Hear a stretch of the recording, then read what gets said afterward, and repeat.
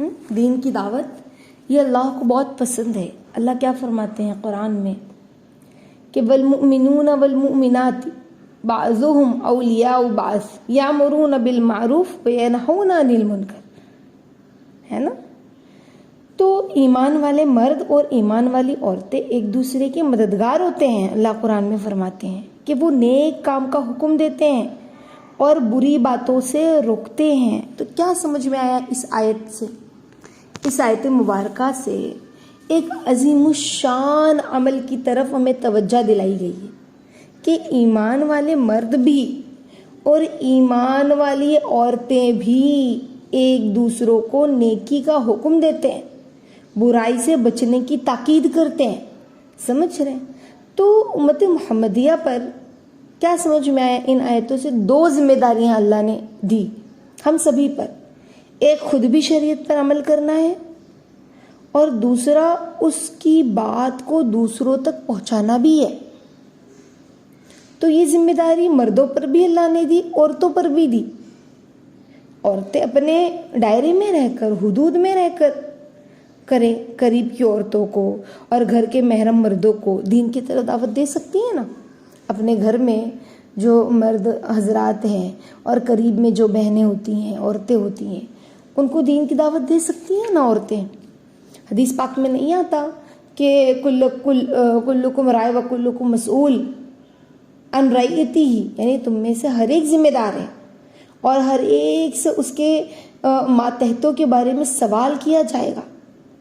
और एक हदीस में अल्लाह ये भी फरमाते हैं साथियों कि इसी हदीस में एक हदीस जो है, एक दूसरी हदीस में इस तरह भी आता है, वल मरअतु रायतन अला अहली बैती ज़ौजहा, यानी औरत अपने खाविंद के घर के अहल यानी जो बच्चे हैं उनके बारे में जो है वो जिम्मेदार होती है। औरत जो है वो जिम्मेदार है अपने घर के बच्चों की, अपने घर के अहल की। तो क़यामत के दिन औरत से अल्लाह उसके बारे में पूछेंगे, सवाल करेंगे कि अपने अहले खाना को तुमने नेकी का कितना हुक्म दिया, हाँ, बुराई से कितना बचने की ताकीद की, इसके बारे में भी अल्लाह सवाल करेंगे। हमसे सवाल होगा तो हम सिर्फ सुनकर कि भाई फला पका बयान है सुन लेते, फला पका बयान है सुन लेते, सुनकर सुन हो जाएंगे। हमने जो सुना है उसे पहुंचाने की फिक्र करें। हम अमल की तरफ मुतवज्जा करने का मकसद क्या है? हाँ, कि दीन के मामले में हम दो कदम उठाएं। एक तो खुद भी शरीयत पर अमल करना है, उसको सीख रहे हैं आप, और दूसरा उसको सिखाना भी है। समझ रहे? जो बातें आप सीख रहे हैं आपने इन बातों को सिखाना भी है। इस पर अमल किया ना तो अल्लाह के ज्यादा करीब हो जाएंगे। जो बातें आप सीख रहे हैं और उस बात पे आपने अमल किया तो अल्लाह से करीब हो गए आप। जब आप दूसरा कदम उठाते हैं कि आपने उस इल्म को दूसरों तक पहुंचाया, तो ये जो काम है इस काम को आपने मकसद ज़िंदगी बनाना है कि हमने जो सुना अमल करते हुए दूसरों तक पहुंचाना है। अक्सर औरतें ये कहती हैं ना कि हम घर में रहते हैं, कुछ नहीं कर सकते, हालांकि वो घर के अंदर रहती है, दीन का काम तो कर सकती है ना। समझ रहे? तो क्या कैसे करना है, कैसे करना है? बाज लोग कहते हैं अब्बा हम क्या बोलेंगे, कैसे बोलेंगे, हमें तो बोलना नहीं आता। किसे बोलना नहीं आता, चले बताएं। हम दुनिया की बातें बोलते हैं, है ना, दुनिया की बातें सीखते हैं। फला ने ये किया, फला ने ये बोला, फला ने वो बोला। अल्लाह के बोल नहीं बोल सकते हम। लैला लैला बोलते हैं, मौला नहीं बोल सकते। जब औरत के जहन के अंदर दुनिया समाई हुई होती है ना, तो वो अपने बच्चों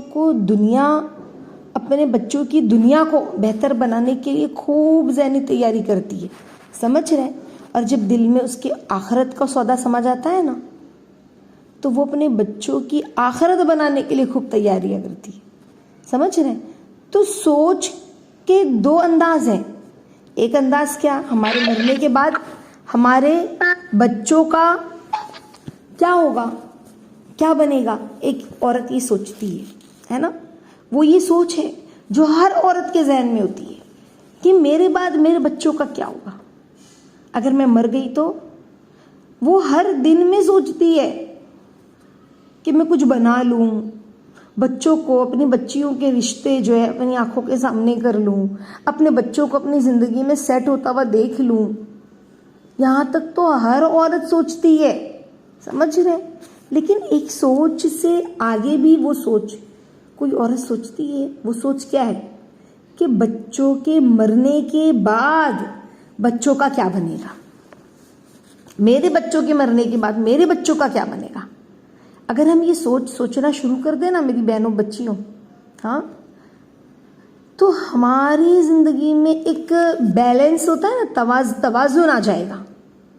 हम दुनिया के पीछे ही भागते फिरेंगे, सिर्फ दुनिया, बल्कि हमें दीन दुनिया दोनों के लिए मेहनत करने वाले बन जाना है, समझ रहे। माँ की हैसियत से, बीवी की हैसियत से, बहन की हैसियत से, बेटी की हैसियत से। औरत जो है 4 मोहब्बतों की वजह से अपने करीबी महरम मर्दों से अपनी बातें मनवाती है। माँ की बात औलाद मानती है ना, बीवी की बात शौहर मानता है, बहन की बात भाई मानते हैं, बेटियों की बातें जो है ना उनके बाप मानते हैं, उनके वालिद मानते हैं। अगर उनकी दुनियावी बातें मर्द कबूल कर लेते तो जब वो दीन की बात दर्द के साथ उनके सामने पेश करेंगी तो क्या वो कबूल नहीं करेंगे, बताएं। हाँ, तो यही बात आज जो मैं आप लोगों को बतलाने जा रही हूँ वो यही है कि हम रोजाना तालीम सुनते हैं, लेकिन उस तालीम को सुनने के बाद हम करते क्या है।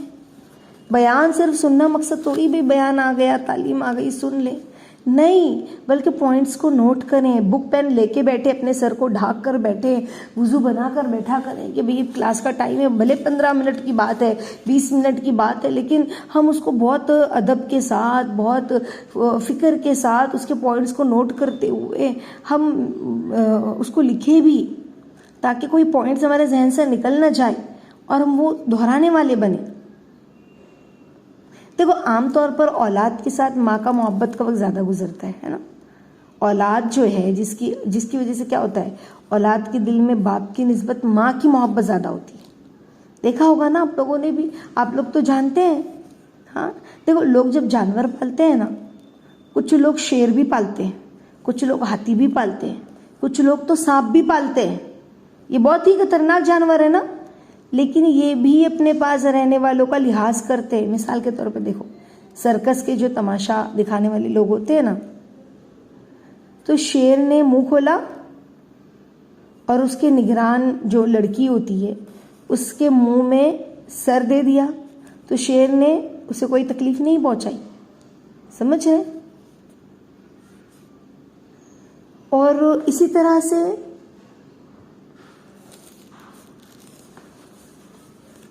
हाथी होता है ना,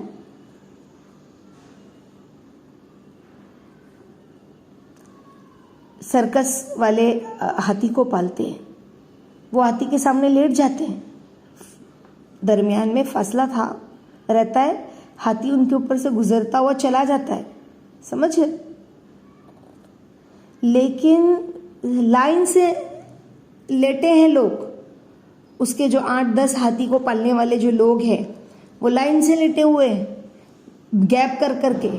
हाथी किसी के ऊपर भी पैर नहीं रखता और वो गैप में ध्यान से पैर रख रख के जाता है। वो कितना लिहाज, अजदा कितना जहरीला होता है, लेकिन जो उसको पालता है ना तो उसके साथ वो रियायत का मामला करता है।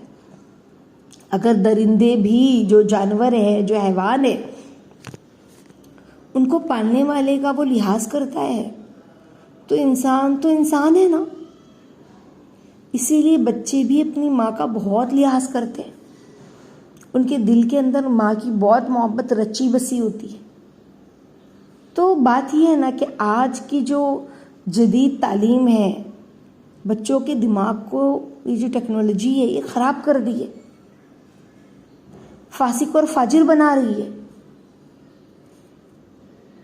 कि माँ की इज्जत कदर व मंजिलत ही नहीं है, वरना फितरत सलीम रखने वाले जो इंसान होते हैं, अच्छी फितरत वाले इंसान जो होते हैं, वो हमेशा सिर्फ बचपन में नहीं, बड़े होने के बाद भी अपने माँ बाप के साथ मोहब्बत का मामला करते हैं। समझ रहे हैं?